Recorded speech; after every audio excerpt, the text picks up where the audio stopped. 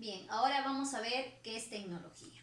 La tecnología es el conjunto, también es un conjunto de conocimientos, pero estos conocimientos son propios, dice, o sea, pertenecen a una técnica. O sea, una serie de procedimientos, ¿no? Además, no solo es un conjunto de conocimientos propios de una técnica, sino también abarca instrumentos, recursos,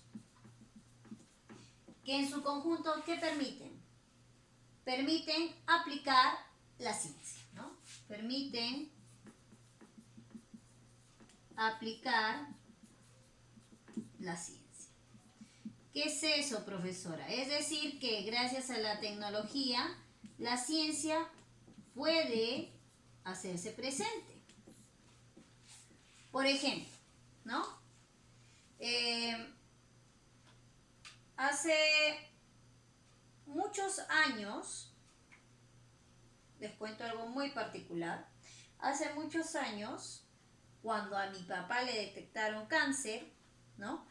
Él recibió un tratamiento naturista.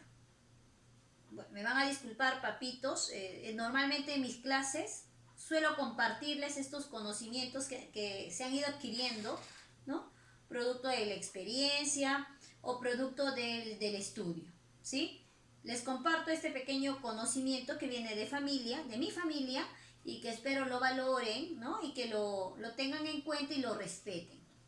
Hace muchos años, cuando a mi papá le descubrieron cáncer, él recibió un tratamiento naturista, ¿no? Con el doctor, si no me equivoco, Casanova. Sí, Casanova, que ahora atiende en Huachipa y es muy caro, ¿no? El caso es que uno de sus tratamientos, ¿no? Era comer germinados de trigo, germinados de algunas leguminosas, ¿no? ¿Por qué? Porque estos como eran germinados, son cuando se dan los primeros brotes de las primeras plúmulas, las primeras hojas, ¿no? Las primeras radículas que vienen a ser las raíces. Estos primeros brotes, como están en crecimiento, están con un alto nivel energético celular porque están reproduciendo sus células, ¿no? Les daban de comer esto. Además, no quiero que lo tomen a mal, pero empezó con un tratamiento del consumo de fetos de carnero en su menor fase, ¿ya? O sea, muy pequeñitos. Hoy en día, ¿a qué lo podemos asemejar? Germinados, ¿no? Fetos, lo podemos asemejar de repente a los tratamientos con células madre. Porque las células madre, o también llamadas células ¿no? de alta producción energética, son células que permiten el crecimiento de otras células y también permiten la regeneración celular. Entonces, miren, hace años fue esto, fue en el año 82, en el que mi papá recibió este tratamiento y no se hablaba de células madre, pero si nosotros lo empezamos a analizar, ya se estaba haciendo un tratamiento de este tipo, ¿no? Muy empírico, perdón, como estaba en el mapa anterior, muy empírico, propio de la experiencia cotidiana, pero se estaba haciendo. Hoy en día, ese conocimiento científico se puede aplicar, pero ¿gracias a quién? A la tecnología. Porque hoy en día sí se hacen tratamientos con células madre, ¿no? Es más, se pueden guardar estructuras a futuros años en el que se puedan preservar estas células madre. Son costosos los procedimientos, pero se pueden hacer, ¿no? Entonces, ese conocimiento de antaño ha pasado a ser aplicado gracias a ¿quién? A la tecnología, a esos conocimientos propios de una técnica, porque hay que seguir una serie de técnicas, pasos para llegar a ese producto, instrumentos y recursos para que permitan que ese conocimiento se aplique. ¿Vieron? Entonces, La ciencia y la tecnología trabajan de la mano, son como hermanitos. Una no puede estar sin la otra, puesto que si la ciencia no trabajara con la tecnología, solo se quedaría en conocimientos. Nada más. ¿Por qué la Miss Tania ha explicado a tal profundidad la ciencia y la tecnología? Porque son los dos puntos, las dos definiciones que debemos tener en claro para poder llegar al propósito. Dice, explicar cómo la ciencia y la tecnología se constituyen para combatir esta pandemia. Profesora, ¿qué es eso? Muchos me decían. Entonces, ahí había cierta dificultad, pero ahora yo ya sé qué es ciencia, ya sé qué es tecnología. Y puedo determinar qué aporta la ciencia y qué aporta la tecnología. ¿Vieron? Es mucho más sencillo. Se ha perdido la costumbre de consultar libros, ¿no? Y se trata de buscar lo práctico. Entonces, ¿qué hubiéramos hecho? Buscar qué es ciencia, buscar qué es tecnología. Pero no importa porque igual en clase yo se los aclaraba. Y ahora estamos tratando de aclarar, ¿no? De explicar, de consolidar ideas, ¿no? Y llegar a conclusiones para poder resolver este aprendizaje. Nos dejaron actividades.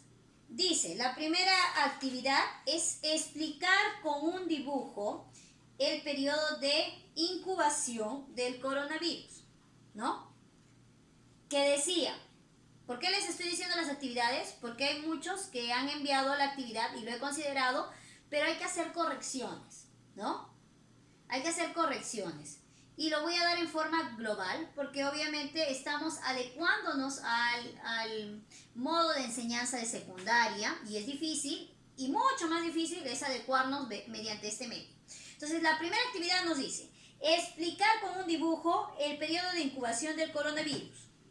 Considerar una persona asintomática, que no tiene síntomas, asintomática, haciendo su vida normal, como es el caso de muchos peruanos que están saliendo, ¿no?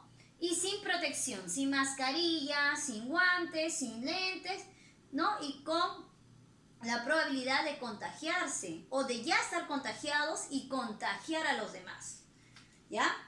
Además, considerarte a ti, dice, a ti estudiante, como en medio de la situación de emergencia, poniendo en práctica las conclusiones de los científicos, o sea, la mascarilla, los lentes, los guantes, el 1,5 metros de distancia, ¿no? O 2 metros para asegurarse. Entonces, considerar eso. ¿Cómo debía ser mi dibujo? ¿No? De repente, considerar a la persona asintomática, no soy tan buena dibujando, ¿no? Una persona asintomática que está libre, él caminando libre, ¿no? Y de estar conversando con otra persona, ¿no? Está conversando con otra persona y le está transmitiendo, no está a 1 metro de distancia. De repente ahí dice, pueden utilizar conectores, flechas. Podría poner acá 30 centímetros, ¿no? Con eso yo estoy indicando que no están respetando la medida de prevención de la distancia de persona a persona, ¿no? Y está hablando, ¿no? Su sonido, el sonido de su voz, perdón, y está transmitiendo gotículas o partículas de saliva. Que obviamente, si no se está respetando la distancia, dice que este virus es muy denso, ¿no?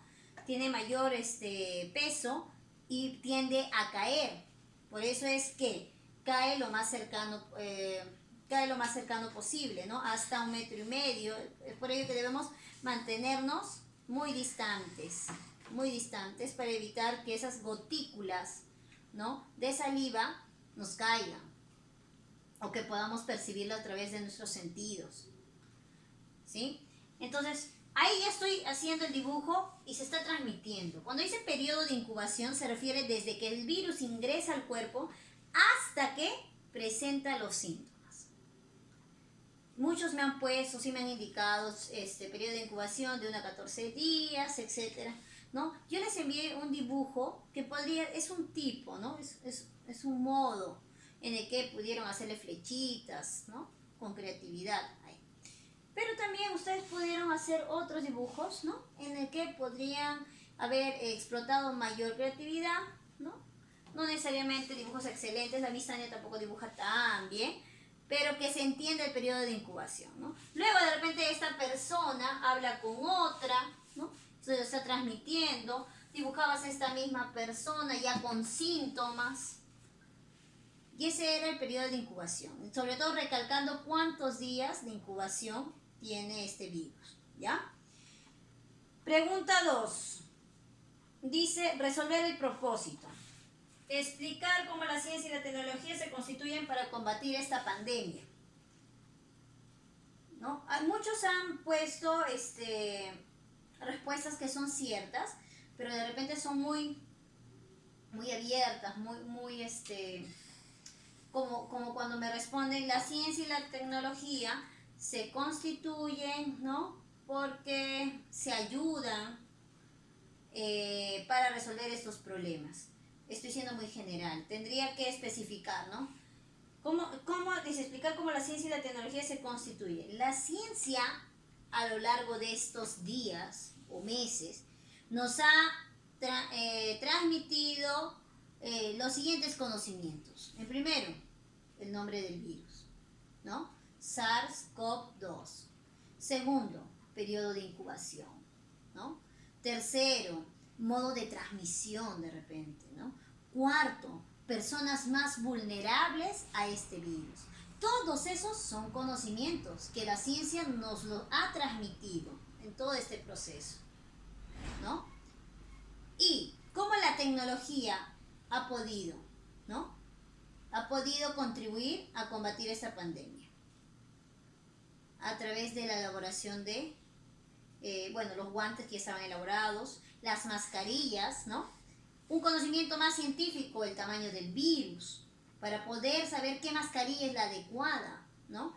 Otra tecnología, de repente los respiradores, ¿no? ¿Cómo ha permitido la tecnología a través de la ciencia, ¿no? ¿Qué instrumentos han usado? Microscopios, radiografías, ¿no? Para poder observar el pulmón. ¿Qué nos da la ciencia y qué nos da la tecnología para combatir esta pandemia? La nanotecnología, ¿no? Que es la ciencia que permite incluir componentes químicos a las mascarillas para que éstas sean para que sean estériles, ¿no? Y que no permitan la contaminación por este virus, ¿sí? Entonces, de esta manera, por eso es que era importante aclarar y explicar qué es ciencia, de qué manera la ciencia me contribuye y de qué manera la tecnología me contribuye, ¿no? Entonces, es muy importante la explicación que hemos hecho el día de hoy. Luego, también me habla de justificar con información científica el aislamiento social como medida eficaz para evitar la propagación del coronavirus. Muy bien, muchos me han respondido. El aislamiento social es muy importante porque evita el contagio. Es cierto, pero también sigue siendo muy abierta la respuesta, ¿no? Dice justificar, o sea, tengo que decir por qué, ¿no? Justificar, con información científica es lo que me piden. Ahí tendría que haber hablado sobre cómo es el modo de propagación de este virus, ¿no? Cuánto es sus características con respecto al peso, a cuántos metros puede caer, cuánto tiempo de vida tienen ciertas estructuras, ¿no? Para poder saber que por ello el aislamiento es sumamente importante, ¿no? Es ser un poquito más específicos. Cuando me dicen científicamente, yo debo coger conocimientos científicos que me permitan explicar eso. Ahora ya sabemos qué es ciencia, ya sabemos qué es tecnología y podemos explicar eso. Bien, jóvenes, esta ha sido la explicación de la primera clase. Espero que les haya servido, no solo para hacer y corregir la tarea, sino les haya servido para la vida, ¿no? Porque todos estos conocimientos, llegado un momento, los vamos a poner en práctica. Muchas gracias y bendiciones. Oren en casa.